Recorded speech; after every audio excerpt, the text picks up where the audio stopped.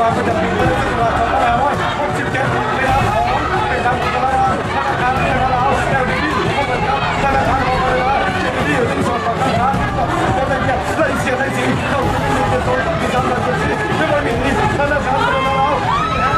จะเสนอธนาคารพัฒนาลาวตอนนี้เริ่มตีแหกแสงหางจากธนาคารรวมพัฒนารีสอร์ทปากน้ำขานบอกว่าหนีไงซะเหลือเกินที่แล้วก็เว้ยวางขายจูง JDB ไหลเข้าเส้นใส่